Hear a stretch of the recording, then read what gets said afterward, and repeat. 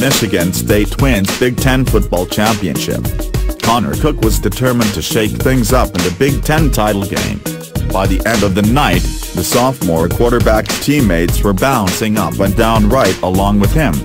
Number 10 Michigan State rallied from a 7-point third-quarter deficit by scoring the final 17 points Saturday night to upset number 2 Ohio State 34-24 and deny the Buckeyes a chance to play for the BCS national championship. Cook and the Spartans were more than happy to oblige.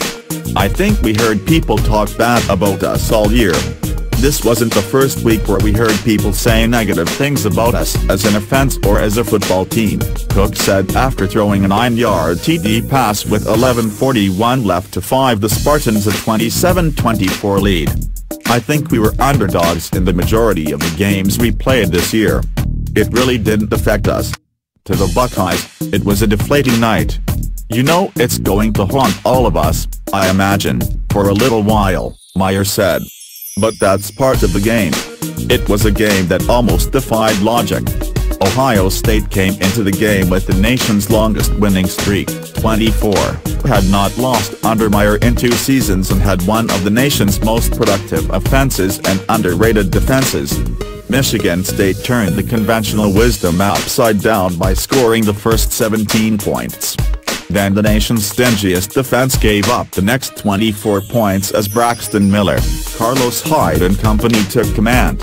Cook responded to the challenge by driving the Spartans for a field goal, hooking up with the wide-open Josiah Price in the flat of the end zone and then burned 3.5 critical minutes on the clinching drive, capped by Jeremy Langford's sealing 26-yard TD run. Cook finished 24 of 40 for a career-high 304 yards and 3 scores. Langford ran 24 times for 128 yards, becoming the first player this season to top 100 yards against the Buckeyes this season. For Michigan State, it was a milestone night. It won its 12th game for the first time in school history, completed a perfect conference season and extended its own winning streak to 9, something it had not done since starting 1966 at 9-0.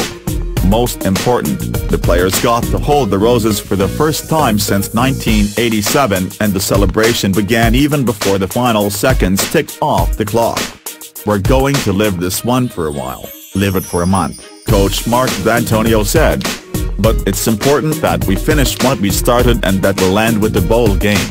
Miller did what he could to rally the Buckeyes, finishing 8 of 21 for 101 yards with 1 touchdown pass. He almost ran 21 times for 142 yards and 2 scores, while Carlos Hyde ran 18 times for 118 yards.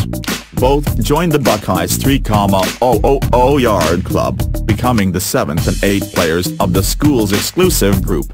"Things happen in games, don't really go your way," Miller said. "You've got to come back and fix the mistakes."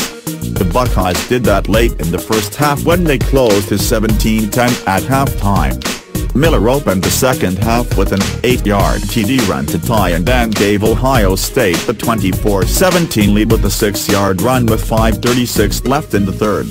Michigan State answered with Michael Geiger's 44-yard field goal, which barely dropped over the crossbar, to make it 24-20 and Cook hooked up with a wide-open Price in the flat to make it 27-24 before Langford sealed it with his TD run with 2:16 left, which prompted D'Antonio to lobby for the Spartans to be playing in the title game January 6.